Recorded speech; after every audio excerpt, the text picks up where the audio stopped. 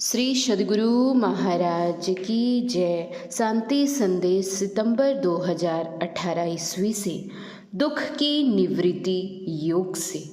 गुरु सेवी स्वामी भगीरथ बाबा। धर्म प्रेमी सज्जनों, माताओं एवं बहनों, अभी आप लोग एक विद्वान का प्रवचन सुन चुके हैं। मैं बहुत पढ़ा लिखा नहीं हूँ। आराध्य देव श्री सद्गुरु महाराज जी का आदेश है कि तुम कुछ कहो। सिर्फ आदेश पालन करने के लिए टूटी फूटी भाषा में संत मत की बातों को कह रहा हूँ। गोस्वामी तुलसीदास जी महाराज ने रामचरितमानस में लिखा है, राकापति खोड़श वही तारा गण समुदाय, सकल गिरिण दवलाइए बिनु रवि राति न जाए। अर्थात पूर्णिमा के 16 चंद्रमा 16 कलाओं से युक्त होकर उगे, तारे गणों के सब झुंड भी उगे, सभी पर्वतों में आग लगा दी जाए, इतना प्रकाश होने पर भी सूर्य के बिना रात नहीं जाती। कहने का मतलब यह है कि सौर जगत के सारे प्रकाशों में सूर्य का प्रकाश सर्वश्रेष्ठ है। इसी तरह संसार के सारे ज्ञानों में आध्यात्म ज्ञान सर्वश्रेष्ठ है। इस अध्यात्म ज्ञान की महिमा को भगवान बुद्ध ने उस समय ही कहा था जिस समय वे बुद्ध नहीं हुए थे। उस समय उसका नाम सिद्धार्थ था।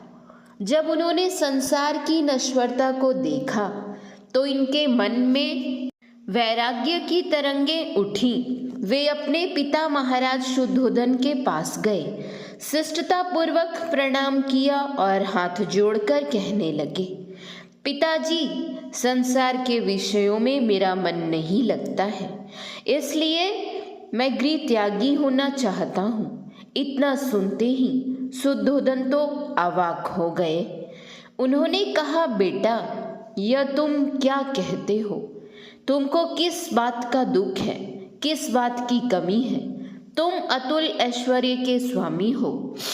सहस्त्रों दासियां तुम्हारी आज्ञा का पालन करने के लिए तुम्हारा मुख देखा करता है, फिर तुम किस लिए गृह त्याग की इच्छा करते हो? बेटा, तुम ही हमारे प्राणों के एकमात्र अवलंब हो। तुम्हें देखकर परम सुखी रहता हूँ। मैं तुम्हारे बिना कैसे जीवित रहूँगा?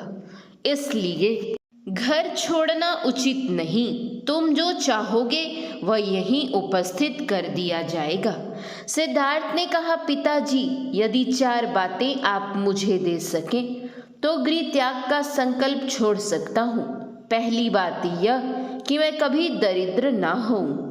दूसरी बात यह कि मैं कभी बूढ़ा ना हूँ। तीसरी बात यह कि मैं कभी रोगी ना हूँ। और चौथी बात यह कि मैं कभी मरूं नहीं। राजा ने कहा, बेटा, ये तो प्राकृतिक बातें हैं। मनुष्य मात्र के लिए इनका होना अनिवार्य है।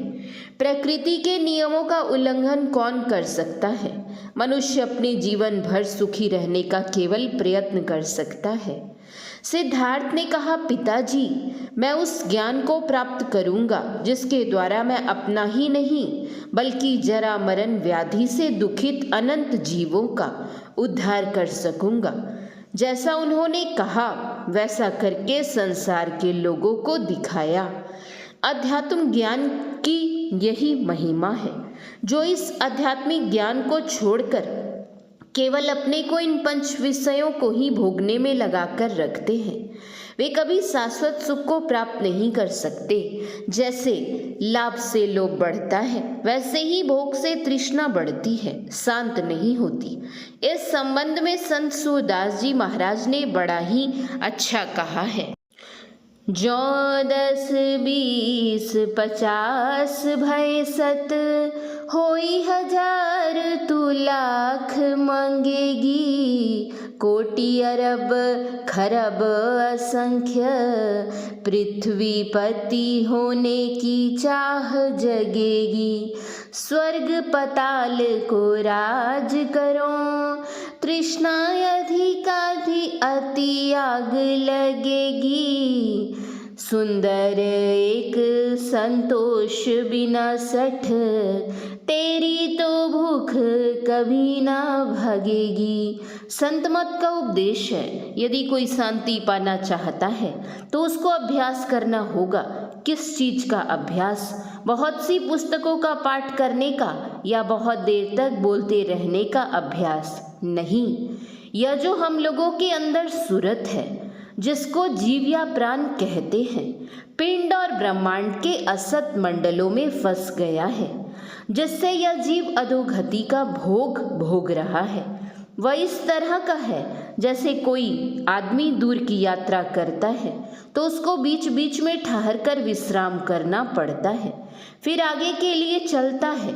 ठीक इसी तरह जीव को भी 84 लाख योनियों की यात्रा में बीच बीच में ठहर कर विश्राम करना पड़ता है, और वह ठहरने का स्थान माता का गर्भ हुआ करता है।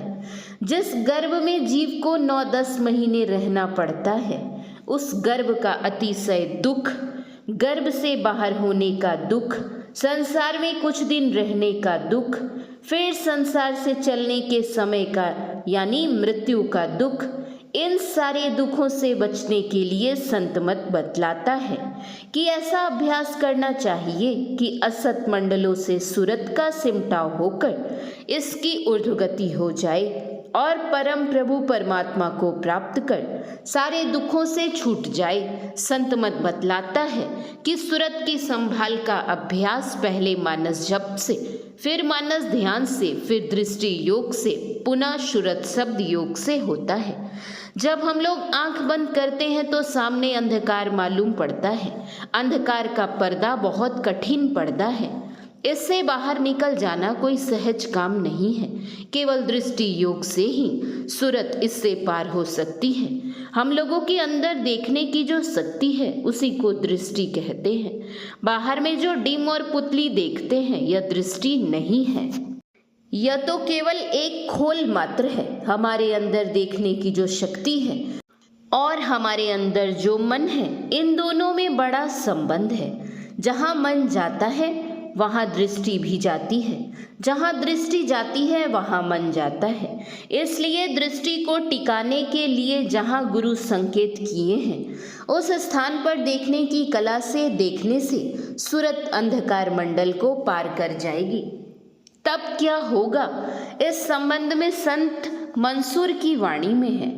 क्या होता है उजू की से, क्या मस्जिद में जाने से, क्या होता है नमाज पढ़ कर सिर को वहाँ झुकाने से।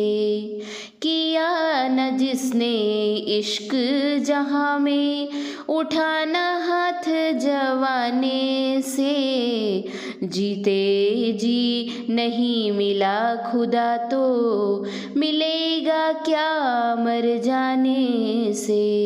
इसी सबब से मेरे दिल में 8 पहर यह मस्ती है, लाख इबादत से बढ़कर दुनिया में हस्न परस्ती है। जिसमें देखा उसी में पाया है, वह तीर निशाने से अजब मजा पाया है मैंने, आँख में आँख मिलाने से। यह अजब मजा क्या है? साधक को दृष्टि योग करने पर अपने अंदर में यह अजब मजा यानी ब्रह्म ज्योति देखने में आती है। जहाँ देखा जाता है वहाँ सुना भी जाता है। जो देखा जाता है उसको तो ब्रह्म ज्योति कहते हैं और जो सुना जाता है उसको ब्रह्मनाद कहते हैं। इस शब्द को अनहद शब्द भी कहते हैं। अनहद यानी जिसका हद नहीं हो, अर्थात अनगिनत। इस अनहद शब्द को संतों ने मायावी शब्द कहा है। इन मायावी शब्दों में किसी एक शब्द को गुरु युक्ति से पकड़कर जड़ आवरणों को पार करना होगा, तब सूरत को सार शब्द पहचान में आती है। उस शब्द की पकड़ से सूरत उस पद में जा मिलती है जहाँ से सूरत फिर इस संसार में लौटकर नहीं आती है। इस विषय में भगवान श्री कृष्ण ने गीता अध्याय 15 श्लोक 6 में कहा है, न तद भासयते सूर्यो न शशांको न पावक यद गत्वा न निर्वतन्ते तद धाम परमम मम। अर्थात उस स्वयं प्रकाश पद को न सूर्य प्रकाशित कर सकता है, न चंद्रमा, न अग्नि ही प्रकाशित कर सकती है, तथा जिस परम पद को प्राप्त होकर मनुष्य लौटकर संसार में नहीं आते हैं वही मेरा धाम है। कठोपनिषद अध्याय 1 वल्ली 2 में आया है, अशरीरम शरीरे श्वन वस्थे स्वस्थितम महांतम विभु मात्मानम मत्वा धीरो न सोचती। अर्थात जो शरीरों में शरीर रहित तथा अनित्यों में नित्य स्वरूप है, उस महान और सर्वव्यापक आत्मा को जानकर बुद्धिमान पुरुष शोक नहीं करता। आराध्य देव श्री सद्गुरु महाराज की वाणी में है, श्वार शब्द ध्वनि संग सूरत हो अक्कह में लीनी, अध्वनि अशब्द य नाम परम पद गति की भिनी, द्वैत द्वंद सो रहित सो प्रभु पद पाई के, अरे हारे में ही सुरत न लौटई बहुर न जन्मयाई के। जितने मनुष्य हैं सभी उस पद को साधन के द्वारा प्राप्त कर सकते हैं, लेकिन जो मनुष्य सदाचार से हीन रहेंगे वे इस परम पद को नहीं प्राप्त कर सकेंगे। यदि सही में हम लोगों को उस परम पद को पाने की चाहना है तो गुरु महाराज की यह वाणी सदा याद रखनी चाहिए। जो निज घट रस चाहो तो अपने को 5 पाप से हरदम खूब बचाहो, है एक झूठ नशा है दूसरा, तीसर नारी पर के हो, चौथी चोरी, पंचम हिंसा, दिल से इन्हें अलगा हो, मैं ही सहज इनसे बचन चाहो, गुरुपद टहल कमाहो। सदाचारी विद्वान हो तो कोई बात नहीं, लेकिन यदि विद्वान सदाचारी न हो तो वह निंदा का पात्र बन जाता है। जैसे रावण बहुत बड़ा विद्वान था, लेकिन सदाचार से हीन रहने के कारण वह निंदा का पात्र बन गया। अंतर साधना में उन्नति पाने के लिए सदाचार का पालन अत्यंत अनिवार्य बतलाया गया है। इसलिए हम लोगों को अपने परम कल्याण के लिए सदाचार का पालन करते हुए अंतर साधना अवश्य करते रहना चाहिए। श्री सद्गुरु महाराज की जय।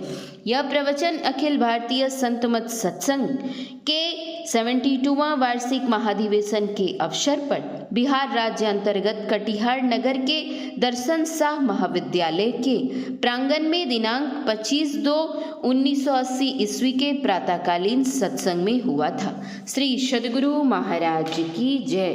श्री सद्गुरु महाराज की जय। श्री सद्गुरु महाराज की जय। जय गुरु।